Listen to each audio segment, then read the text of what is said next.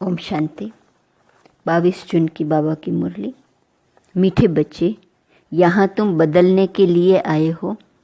तुम्हें आसुरी गुणों को बदल दैवी गुण धारण करने हैं। यह देवता बनने की पढ़ाई है। प्रश्न: तुम बच्चे कौन सी पढ़ाई बाप से ही पढ़ते हो? दूसरा कोई पढ़ा नहीं सकता। उत्तर: मनुष्य से देवता बनने की पढ़ाई, अपवित्र से पवित्र बनकर नई दुनिया में जाने की पढ़ाई एक बाप के सिवाय और कोई भी पढ़ा नहीं सकता। बाप ही सहज ज्ञान और राजयोग की पढ़ाई द्वारा पवित्र प्रवृत्ति मार्ग स्थापन करते हैं। ओम शांति।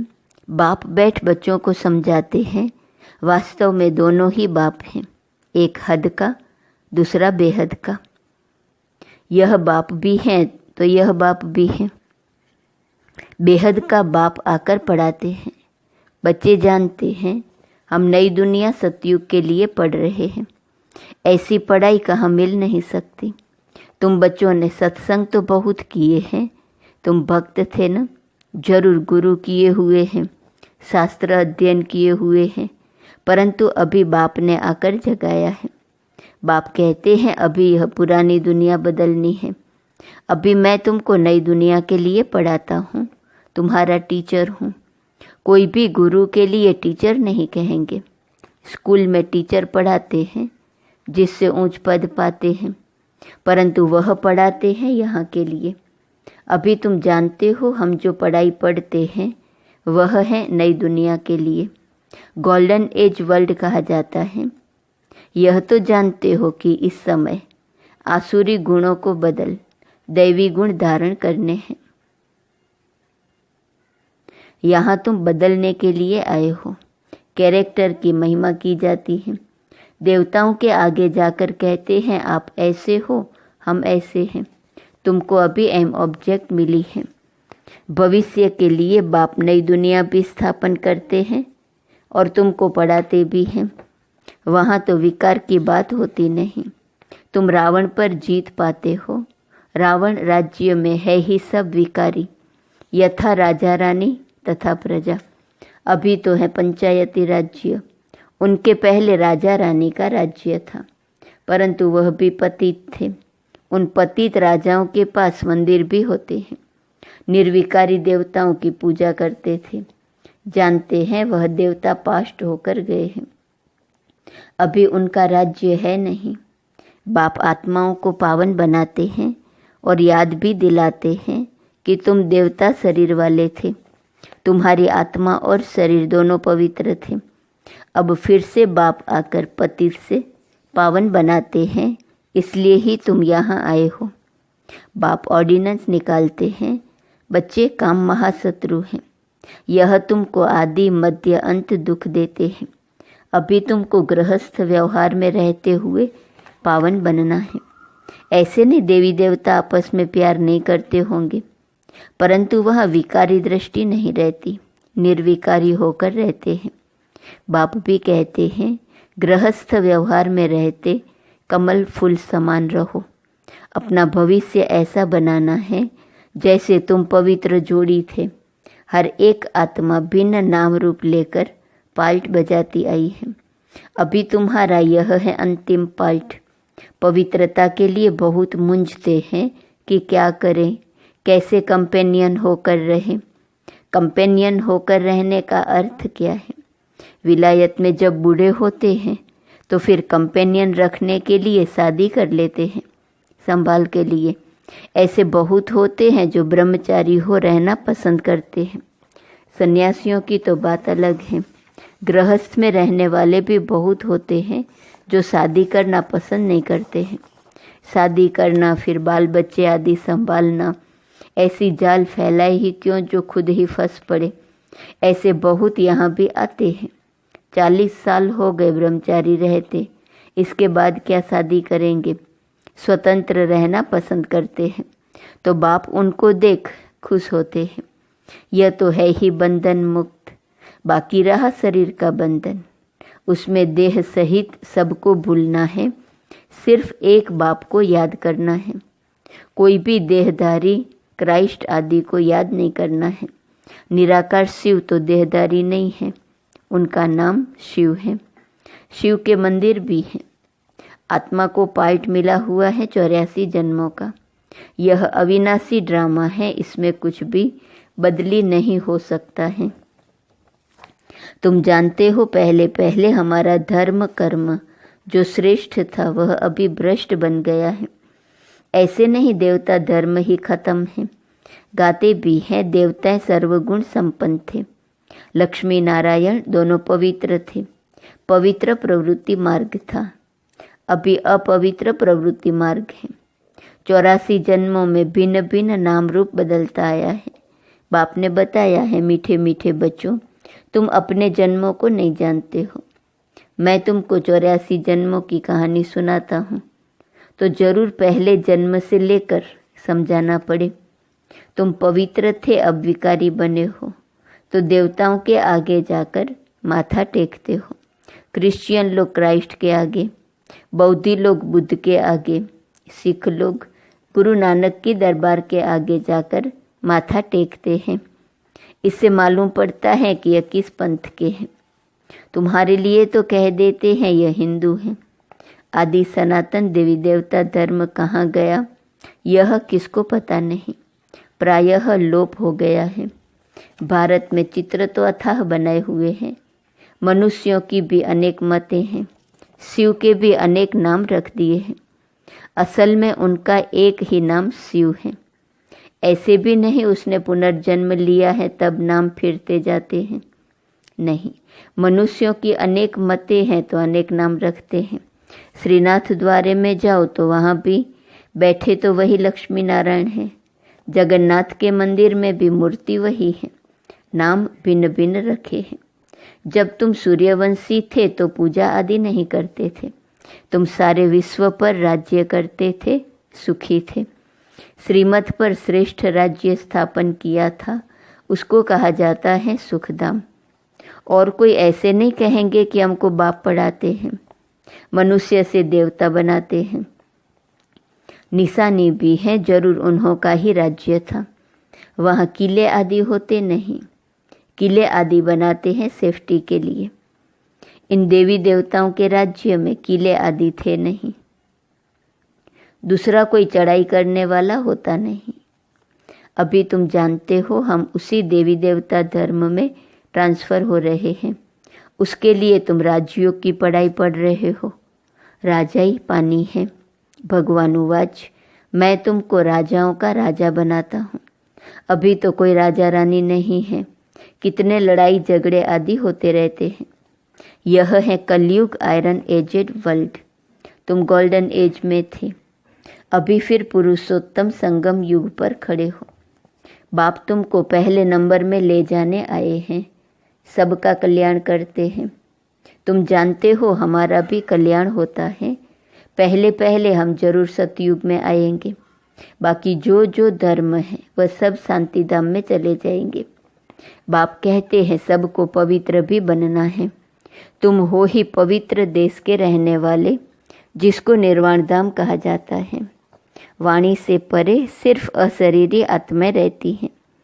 बाप तुमको अब वाणी से परे ले जाते हैं। ऐसा तो कोई कह न सके कि हम तुमको निर्वाण धाम शांति धाम में ले जाता हूँ। वह तो कहते हैं हम ब्रह्म में लीन होंगे। तुम बच्चे जानते हो अभी यह तमो प्रधान दुनिया है, इसमें तुमको स्वाद नहीं आएगा। इसलिए नई दुनिया की स्थापना और पुरानी दुनिया का विनाश करने के लिए भगवान को यहाँ आना पड़ता है।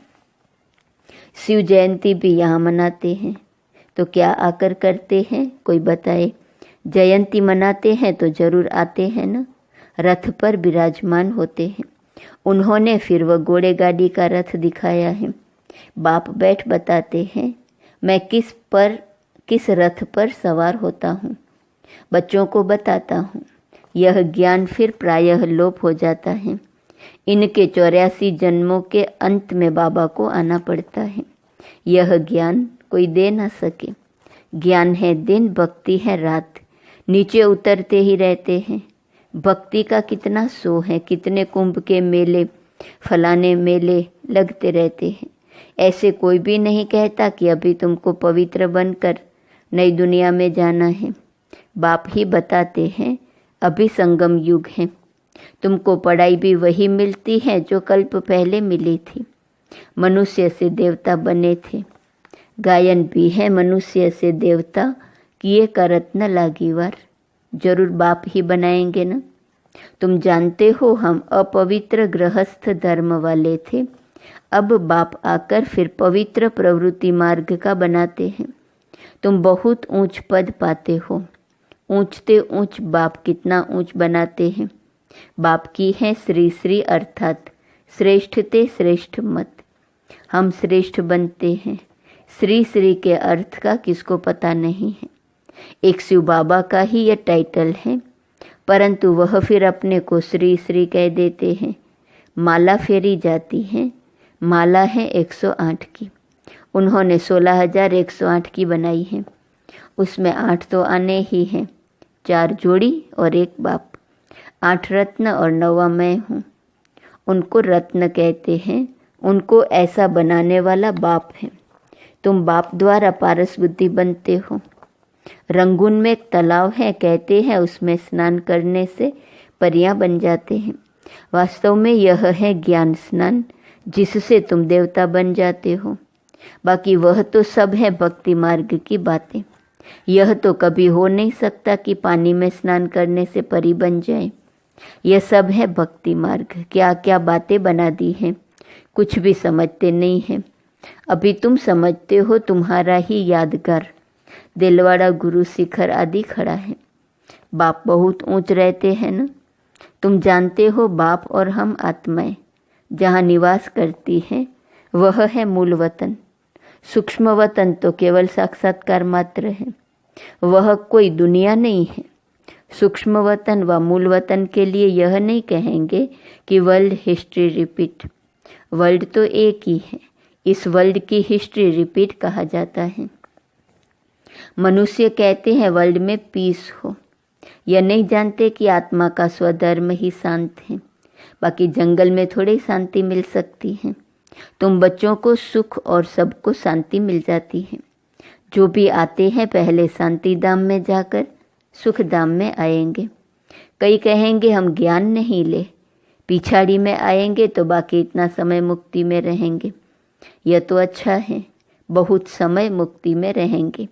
यहाँ करके 1-2 जन्म पद पाएंगे। वह क्या हुआ, जैसे मच्छर निकलते हैं और मर जाते हैं, तो एक जन्म में यहाँ क्या सुख रखा है। वह तो कोई काम का नहीं रहा, जैसे कि पार्टी नहीं है। तुम्हारा पार्ट तो बहुत ऊंच है, तुम्हारे जितना सुख कोई देख न सके। इसलिए पुरुषार्थ करना चाहिए। करते भी रहते हैं। कल्प पहले भी तुमने पुरुषार्थ किया था। अपने पुरुषार्थ अनुसार प्रारब्ध पाई है। पुरुषार्थ बिगड़ तो प्रारब्ध पा न सके। पुरुषार्थ जरूर करना है। बाप कहते हैं यह भी ड्रामा बना हुआ है, तुम्हारा भी पुरुषार्थ चल पड़ेगा। ऐसे तो चल न सके, तुमको पुरुषार्थ तो जरूर करना पड़े। पुरुषार्थ बिगड़ थोड़े कुछ होना है। खांसी आपे ही कैसे ठीक होंगी, दवाई लेने का पुरुषार्थ करना पड़े। कोई कोई ऐसे भी ड्रामा पर बैठ जाते हैं, जो ड्रामा में होगा। ऐसा उल्टा ज्ञान बुद्धि में नहीं बिठाना है। यह भी माया विघ्न डालती है। बच्चे पढ़ाई को ही छोड़ देते हैं। इसको कहा जाता है माया से हार। लड़ाई है ना, वह भी जबरदस्त है। अच्छा, मीठे मीठे सिकिलदे बच्चों प्रति माता पिता बाप दादा का याद प्यार और गुड मॉर्निंग। रूहानी बाप की रूहानी बच्चों को नमस्ते। रूहानी बच्चों की रूहानी बाप को नमस्ते नमस्ते नमस्ते। धारणा के लिए मुख्य सार। पहली पॉइंट, श्रेष्ठ राज्य स्थापन करने के लिए श्रीमत पर चलकर बाप का मददगार बनना है। जैसे देवताएं निर्विकारी हैं, ऐसे गृहस्थ में रहते निर्विकारी बनना है। पवित्र प्रवृत्ति बनानी है। दूसरी पॉइंट, ड्रामा की पॉइंट को उल्टे रूप से यूज नहीं करना है। ड्रामा कहकर बैठ नहीं जाना है। पढ़ाई पर पूरा ध्यान देना है। पुरुषार्थ से अपनी श्रेष्ठ प्रारब्ध बनानी है। वरदान, कमल पुष्प का सिंबल बुद्धि में रख, अपने को सैंपल समझने वाले न्यारे और प्यारे भव। प्रवृत्ति में रहने वालों का सिंबल है कमल पुष्प, तो कमल बनो और अमल करो। अगर अमल नहीं करते तो कमल नहीं बन सकते। तो कमल पुष्प का सिंबल बुद्धि में रख, स्वयं को सैंपल समझकर चलो। सेवा करते न्यारे और प्यारे बनो। सिर्फ प्यारे नहीं बनना, लेकिन न्यारे बन प्यारे बनना, क्योंकि प्यार कभी लगाव के रूप में बदल जाता है। इसलिए कोई भी सेवा करते न्यारे और प्यारे बनो। स्लोगन, स्नेह की छत्र छाया के अंदर माया आ नहीं सकती। आज का स्वमान है, मैं सदा खुशी में नाचने वाली हूँ। अव्यक्त इशारे की पॉइंट है 22 जून। अभी हर कर्म खुशियों में नाचते गाते हुए करो। जैसे स्थूल डांस में सारे शरीर की ड्रिल हो जाती है, भिन्न भिन्न पोज से डांस करते हैं, ऐसे खुशी के डांस में भिन्न भिन्न कर्मों के पोज करो। कभी हाथ से कोई कर्म करते, कभी पाँव से, तो यह काम नहीं करते हो, लेकिन भिन्न भिन्न डांस के पोज करते हो।